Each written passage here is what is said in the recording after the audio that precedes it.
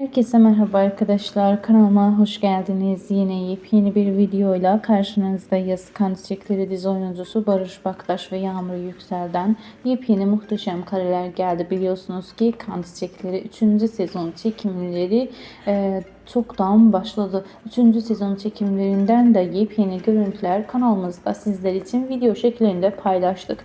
Bunun için kanalımıza destek olmak için abone olup videolardan anında haberdar olmak için zil butonunu açmayı unutmayın. Bir sonraki videomuzda görüşürüz. Hoşça kalın, iyi seyirler, sağlıkla kalın, mutlu kalın. Kan çiçeklerini sabırsızlıkla bekleyenler videomuzu beğenip yorumlarda bize belirtmeyi unutmayın. Bir sonraki videomuzda görüşürüz. Hoşça kalın.